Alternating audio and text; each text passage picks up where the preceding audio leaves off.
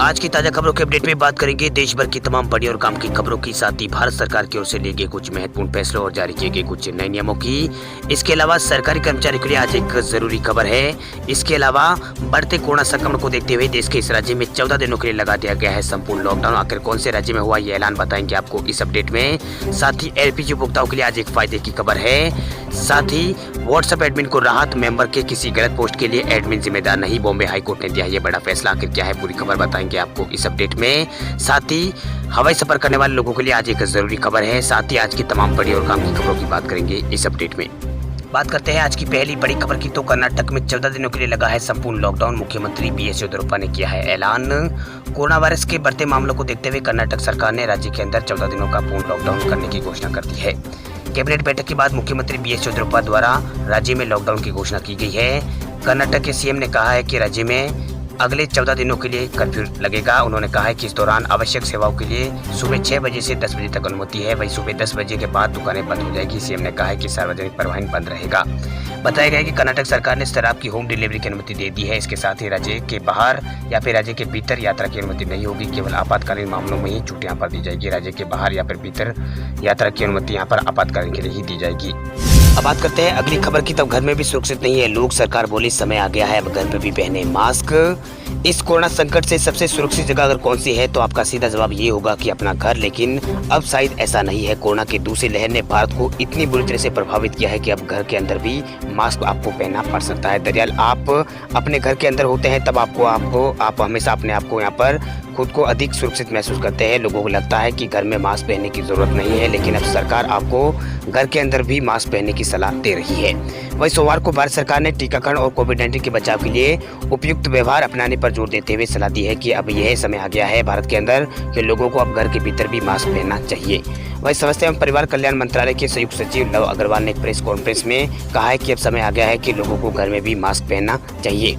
आपको बता दें कि भारत कोरोना संकट से बुरी तरह से प्रभावित है, वहीं अस्पताल ऑक्सीजन और बेड के संकट से जूझ रहे हैं। ऐसे में सरकार का घरों में मास्क पहनने की सलाह देना चिंतित करने जैसा है। इसी से अंदाजा लगाया जा सकता है कि देश में कोरोना प्रकोप कितनी तेजी से बढ़ रहा है। वहीं सरकार ने कहा है कि अगर कोई व्यक्ति सामाजिक दूरी नियम का पालन नहीं करे तो वह 30 दिन में 406 लोगों को संक्रमित कर सकता है। अगर संक्रमित व्यक्ति की गतिविधि 50% थम जाए तो अवधि में केवल 15 लोग ही संक्रमित यहाँ पर होंगे। चलिए बात करते हैं अगले वीडियो की, तो सरकारी कर्मचारी को लग सकता है एक और झटका। डीए के बाद अब नहीं बढ़ेगा डीए। कोरोना काल के चलते पिछले साल केंद्रीय कर्मचारियों का डीए नहीं बढ़ाया गया, तब इस साल ट्रैवल अलाउंस यानी डीए भी नहीं बढ़ाया जाएगा। इससे कर्मचारियों को निराशा हो सकती है। पिछले दिनों केंद्रीय कर्मचारियों के महंगाई भत्ते यानी डीए में इस साल जुलाई में बढ़ोतरी न करने का फैसला किया गया था। इससे सरकारी कर्मचारियों समेत लाखों पेंशनरों को भी काफी निराशा हुई थी, मगर उन्हें एक और झटका लग सकता है। सूत्रों के मुताबिक इस बार डीए में भी बढ़ोतरी नहीं की जाएगी। वहीं कई मीडिया रिपोर्ट्स ने यह दावा किया है कि 7वें वेतन आयोग की गणना के अनुसार जुलाई 2021 से कर्मचारियों का डीए केवल 17% ही है, इसलिए इस साल डीए में भी बढ़ोतरी नहीं हो सकेगी। इस बारे में राष्ट्रीय परिषद जेसीएम में कर्मचारी पक्ष के सचिव गोपाल मिश्रा का कहना है कि केंद्र सरकार के कर्मचारियों का डीए तभी बढ़ता है जब डीए 25% से अधिक होता है। वहीं आने जाने समेत कई चीज़ों पर मिलता है किराया। ट्रैवल अलाउंस यानी डीए के बारे में खासतौर पर केंद्रीय कर्मचारियों को होटल या फिर गेस्ट हाउस में रहने और टैक्सी के खर्च और भोजन के बिल इत्यादि के लिए रुपए यहाँ पर सरकार की ओर से मिलते हैं। वहीं यात्रा भत्ते में सड़क, हवाई, रेल और समुद्र से यात्रा के लिए दिए जाने वाला किराया भी इसमें शामिल होता है। बात करते हैं अगली खबर की, तो उत्तर प्रदेश के मुख्यमंत्री योगी आदित्यनाथ का बड़ा फैसला। यूपी में कोरोना संक्रमित प्राइवेट कर्मचारियों की नहीं कटेगी सैलरी। उत्तर प्रदेश में प्राइवेट संस्थान में काम करने वाले कर्मचारियों के लिए अच्छी खबर सामने आई है। राज्य के मुख्यमंत्री योगी आदित्यनाथ ने निर्देश जारी किया है कि राज्य में प्राइवेट संस्थान में काम करने वाले जो कर्मचारी कोरोना वायरस से संक्रमित है उनका वेतन नहीं कटेगा।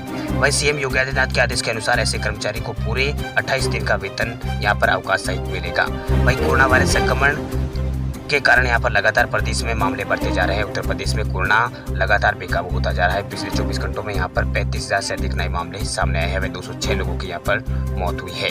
चलिए बात करते हैं अगली बड़ी खबर की, तो दिल्ली में 18 साल से ऊपर के सभी लोगों का फ्री होगा corona vaccination. CM Arvind Kejriwal ने किया है ऐलान। देश भर में 1 मई से 18 साल से ऊपर वालों के लिए शुरू हो रहे कोरोना वैक्सीनेशन को लेकर दिल्ली के मुख्यमंत्री अरविंद केजरीवाल ने बड़ी पहल की है।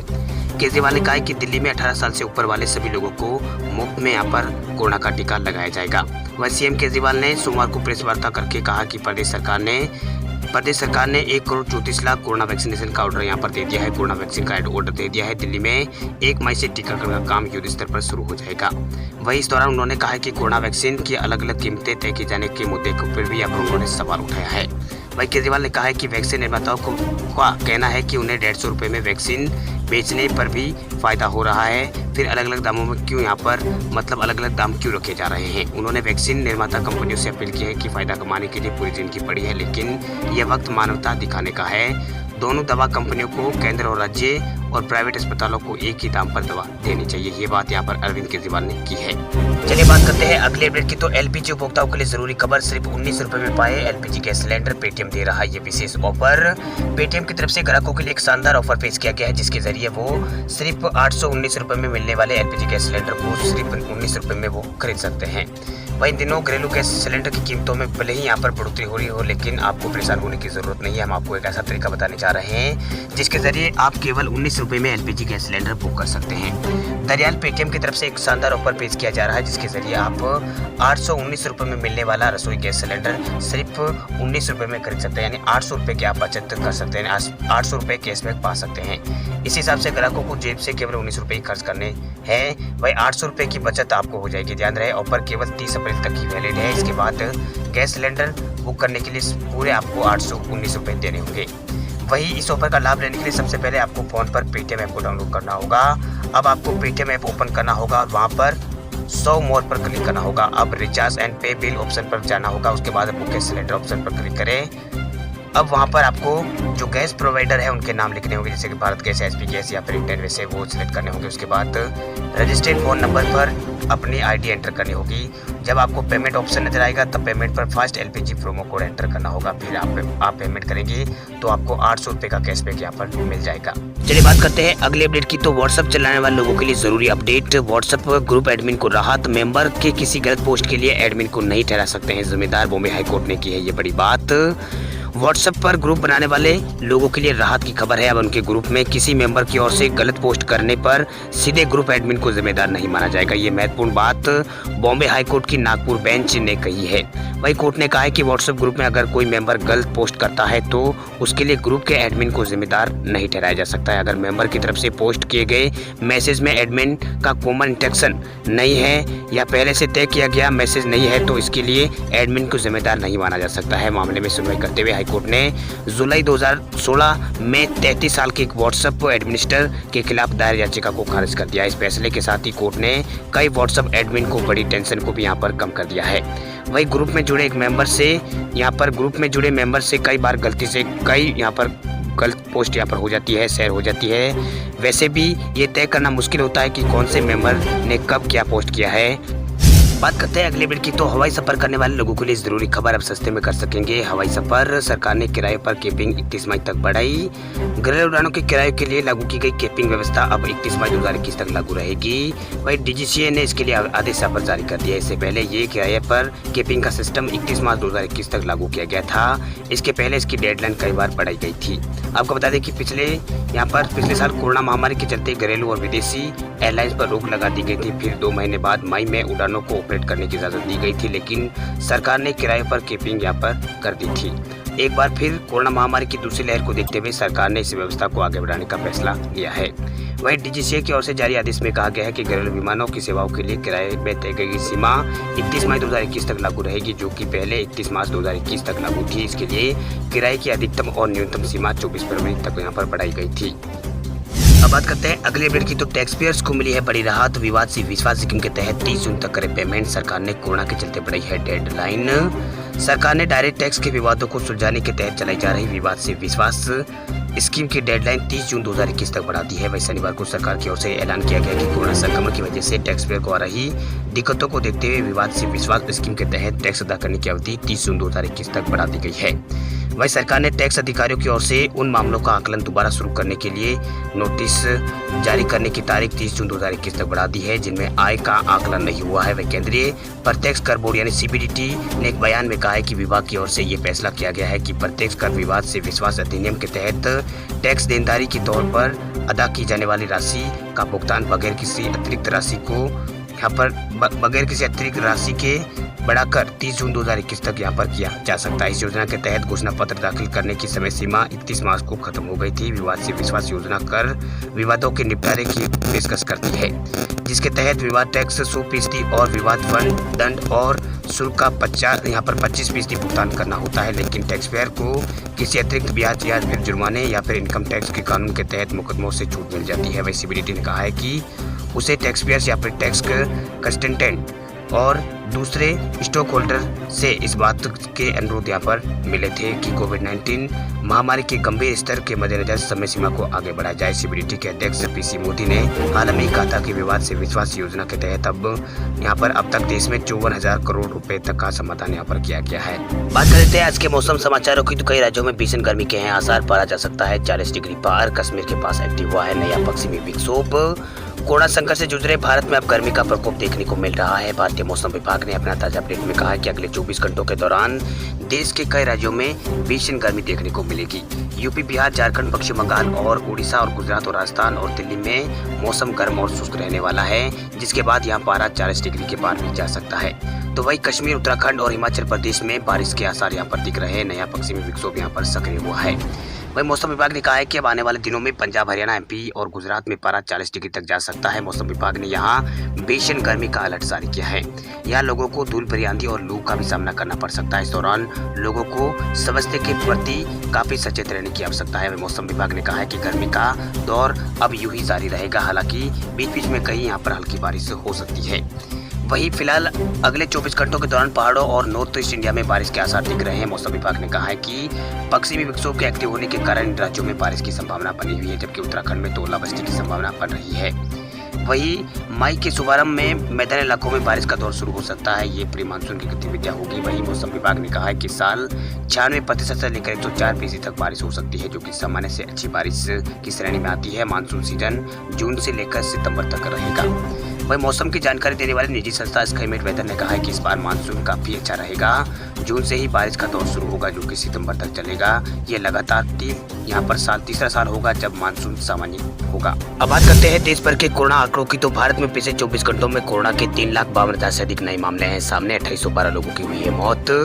भारत में कोरोना का कहर लगातार यहाँ पर बढ़ता जा रहा है। कोरोना की स्थिति लगातार विकराल होती जा रही है। हर दिन यहाँ पर कोरोना संक्रमण के मामले रिकॉर्ड यहाँ पर तोड़ रहे हैं। वही स्वास्थ्य मंत्रालय की ओर से जारी किए गए ताजा आंकड़ों के अनुसार देश में पहली बार एक दिन में यहाँ पर 3.5 लाख से ज्यादा नए मामले सामने आए हैं। वहीं कल देश में सबसे बड़े एक दिवसीय मौतों के आंकड़े ने भी यहाँ पर रिकॉर्ड तोड़ा है।